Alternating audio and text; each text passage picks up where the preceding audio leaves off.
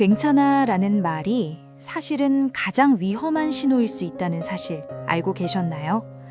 주변에서 늘 밝고 씩씩하다는 소리를 듣는 사람일수록 어느 날 갑자기 모래성처럼 허무하게 무너져 내리곤 합니다.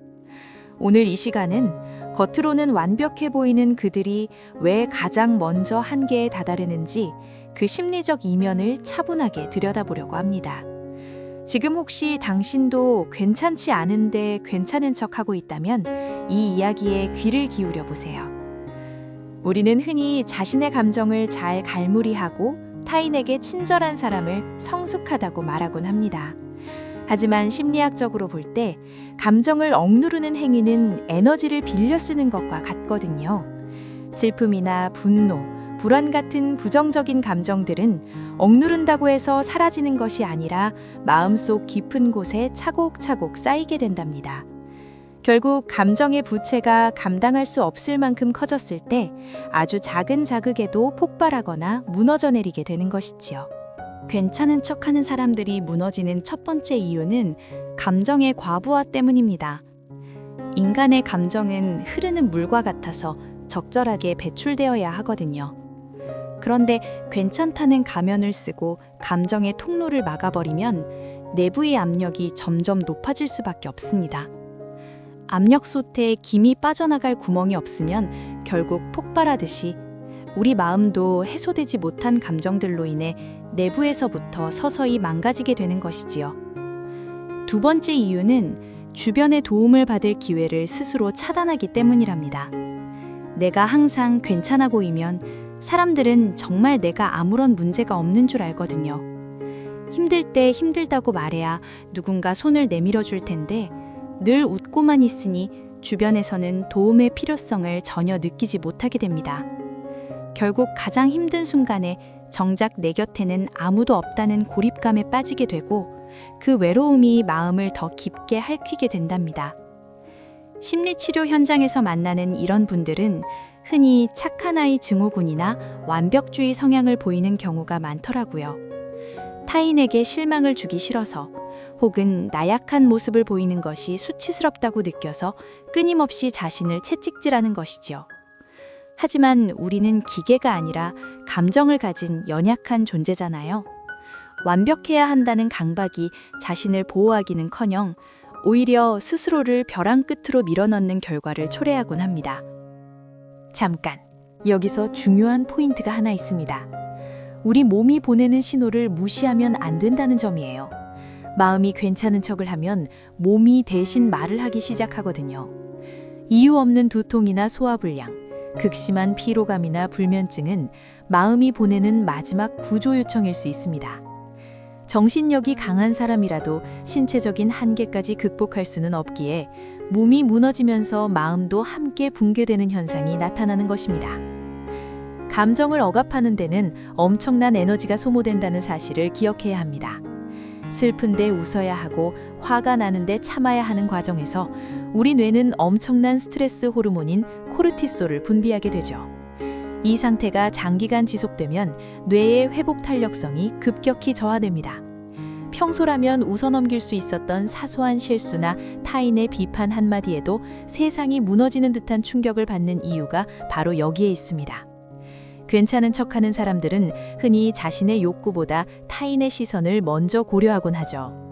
남들에게 좋은 사람으로 기억되고 싶어서 자신의 마음은 뒷전으로 밀어두는 겁니다. 이런 삶의 방식은 결국 자아의 상실로 이어지기 마련이에요. 내가 정말 무엇을 원하는지, 지금 내 상태가 어떤지도 모른 채 껍데기만 남은 삶을 살다 보니 삶의 의미를 잃고 허무함에 빠지게 되는 것이랍니다. 이런 악순환에서 벗어나기 위해 가장 먼저 필요한 것은 바로 솔직해지는 용기입니다. 나 자신에게 먼저 괜찮지 않다고 말해주는 연습을 시작해보세요. 오늘은 좀 우울하네. 사실은 그 말이 너무 상처가 됐어. 라고 스스로의 감정을 있는 그대로 인정해주는 것만으로도 마음의 압력은 눈에 띄게 줄어듭니다. 감정은 판단의 대상이 아니라 그저 바라봐주고 수용해줘야 할 대상이라는 점을 잊지 마세요.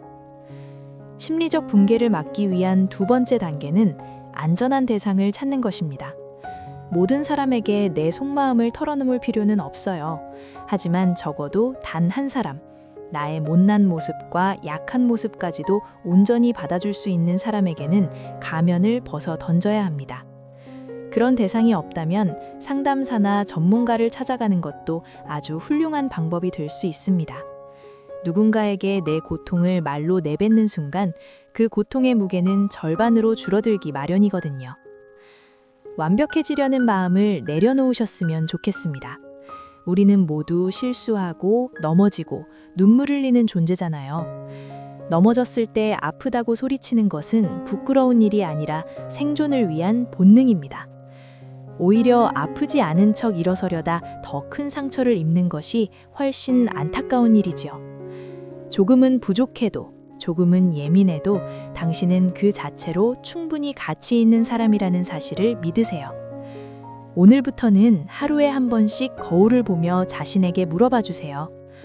오늘 하루 정말 괜찮았니? 라고 말이죠. 만약 마음 한구석이 묵직하다면 그 감정을 억지로 밀어내지 말고 잠시만 함께 머물러 주시기 바랍니다. 슬프면 울고 힘들면 쉬어가는 것이야말로 진정으로 강한 사람이 되는 지름길입니다. 당신의 마음은 당신이 돌봐주기를 간절히 기다리고 있습니다. 마지막으로 당부드리고 싶은 말은 괜찮지 않아도 괜찮다는 것입니다. 삶의 모든 순간이 밝고 긍정적일 수는 없잖아요.